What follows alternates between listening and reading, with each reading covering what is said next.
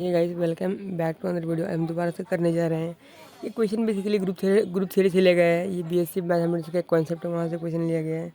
Question इस प्रकार से, let S be the set of non singular matrix over two of order 2 over real number, then the examine whether S form a commutative group with respect to multiplication और not. तो हमें दिखाना है कि ये जो मैट्रिक्स है group form कर रहा है या नहीं कर रहा है। जी, जहाँ पे बोला गया है कि जो मैट्रिक्स है वो रियल नंबर को डिफाइन है कितना, ऑर्डर टू का मैट्रिक्स मतलब हम क्या लेंगे, सेट दिया है एस, तो हम सेट एस ले लिए। हमारे सेट गिवन है ए बी सी डी, जहाँ जहाँ पे A B C D define हुआ है रियल नंबर पे। ए बी सी डी कहाँ डिफाइन हुआ है रियल नंबर पे, ये लेंगे पहले हम। अभी हम ये लेंगे। पहले हमारा आता है क्लोजर प्रॉपर्टी। पहले हमारा आता है क्लोजर प्रॉपर्टी। यहाँ देखिए, यहाँ पे एक चीज़ बोला हुआ है कि मैट्रिक्स नॉन सिंगुलर है। मैट्रिक्स नॉन सिंगुलर कब होता है, जब इसका determinant not equal to zero होता है। तो determinant not equal to zero मतलब A B C D means का डिटरमिनेंट होगा नॉट इक्वल टू जीरो। मतलब ये कंडीशन हमें ऑलरेडी क्वेश्चन में बोल चुके थे। हम ये कंडीशन फॉलो करते हैं, हमें आगे बढ़ना पड़ेगा।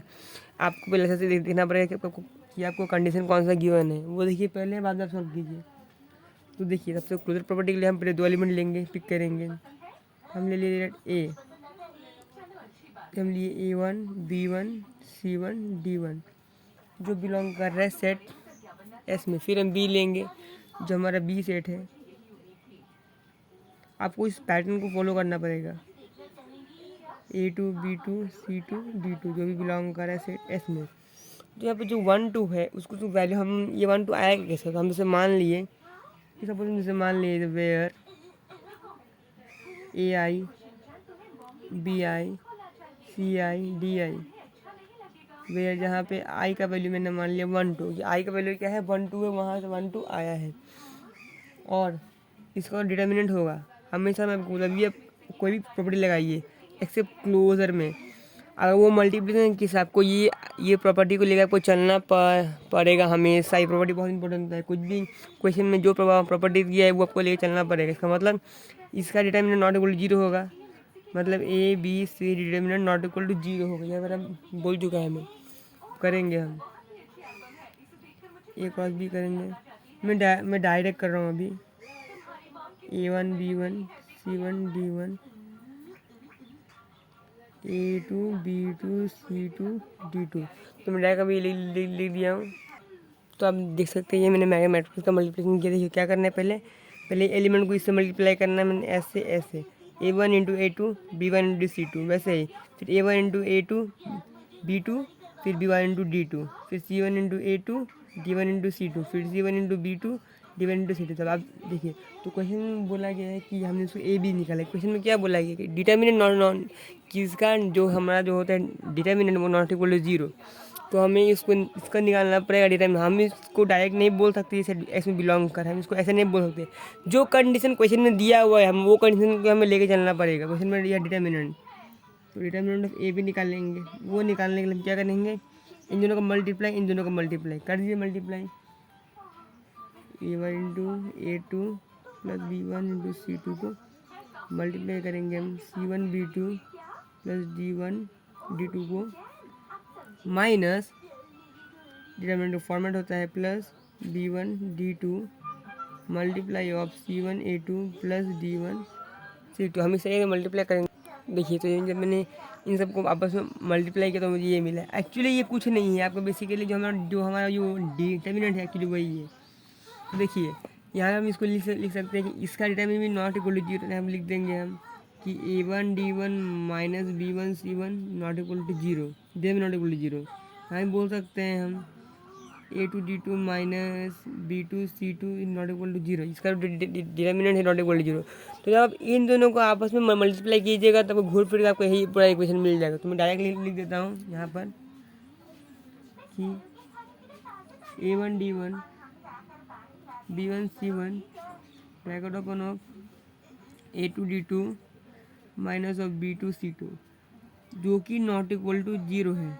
अभी हम यहाँ से बोल सकते हैं कि ए कॉमा बी बिलोंग कर एस में for all value of A B belong to set S. तो अभी हम ऐसे बोल सकते हैं ए बी है वो बिलोंग करके एस में। वही क्लोजर प्रॉपर्टी हमारा होल्ड हो चुका है बेसिकली। और देखिए एक चीज़, अब हम अब बात करेंगे हम एसोसिएटिविटी का। एसोसिएटिविटी आपको जानने के लिए यहाँ पर जो मैट्रिक्स मल्टीप्लिकेशन होता है, जो हमारा जो मैट्रिक्स मल्टीप्लिकेशन होता है वो ऑलवेज एसोसिएट ऑन जो भी आपका ग्रुप दिया गया है उस पर एसोसिएटिव होगा। तो हम लिख देंगे यहाँ पे matrix multiplication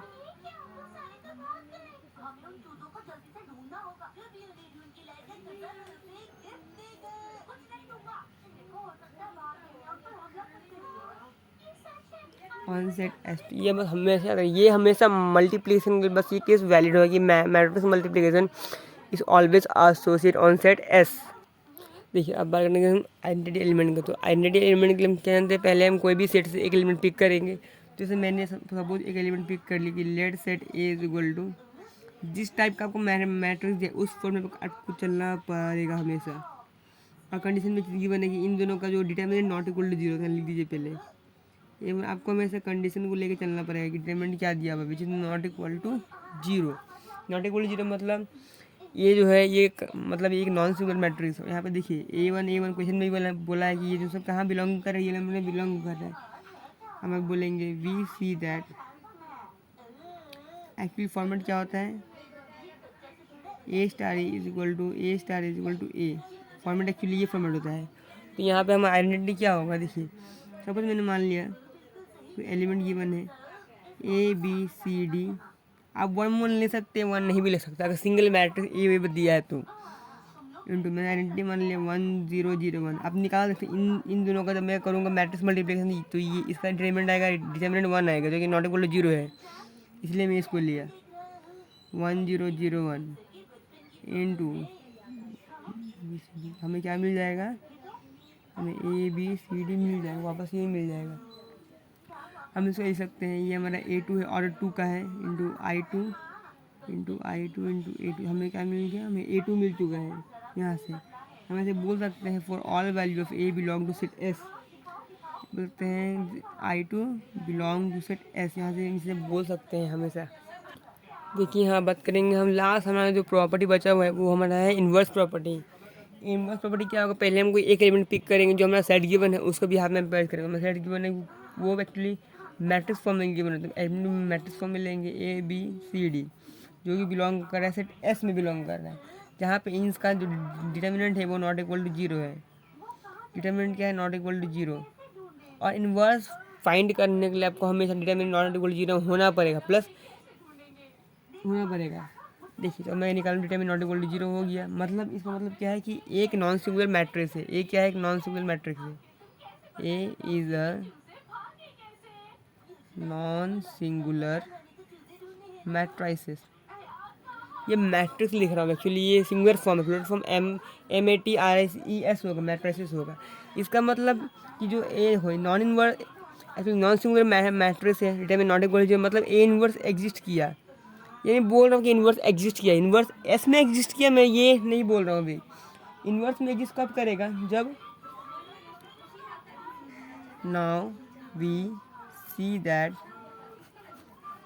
A inverse determinant A में क्या सकते हैं 1 by determinant of A which is equal to क्या है नॉट इक्वल टू जीरो। मैंने 1 मान लिया 1 by 1 which is equal to 1 which is not equal to zero. अब यहाँ पे एक चीज़ देखिए आप, ठीक है, यहाँ पे तो हमारा क्वेश्चन डिटरमिनेंट दिया हुआ है कि नॉन सिंगुलर मैट्रिक्स। अगर किसी केस में मैट्रिक्स ही गिवन है, आपको बोला है इस मैट्रिक्स का डिटरमिनेंट निकालो, तो आपको इसका इन्वर्स होगा, वो एक्चुअली ये होगा adjoint of A by mod of A. ये फॉर्मूला बहुत इंपॉर्टेंट है, कब, जो आपको सिर्फ मैट्रिक्स गिवन हो उस टाइम में। लेकिन यहाँ पे बोला हुआ है कि हमारा ये डिटरमिनेंट गिवन है, इस केस में ये लिख चला हूँ।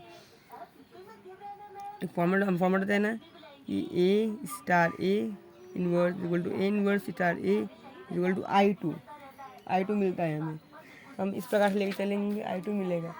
हमारा जो इन्वर्स है वो एग्जिस्ट कर चुका है, ऐसे बोलेंगे हम कि एस ग्रुप था, मल्टीप्लिकेशन का केस में क्या एक ग्रुप फॉर्म किया, इस फॉर्म ग्रुप।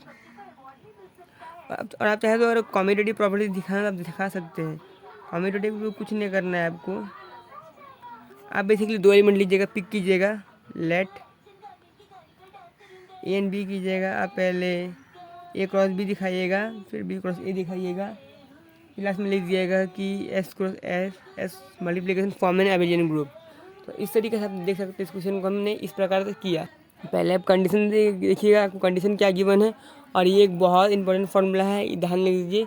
ये आपको कब लगाना है, आपको मैट्रिक्स के केस में दिया, आपको डिटर्मिनेंट नहीं, उस केस में डिटर्मिनेंट नहीं दिया हो या डिटर्मिनेंट नॉट इक्वल टू 1 दिया है, 1 अगर डिटर्मिनेंट का बात नहीं हो रहा है, उस केस में आप मैट्रिक्स के केस में ये ए इनवर्स का फॉर्मूला ये लगाइएगा। ये बहुत आपको बहुत कम जगह ये फॉर्मूला बताया जाएगा, ये बहुत इंपॉर्टेंट फॉर्मूला है, मैं आपको बता रहा हूँ आपको।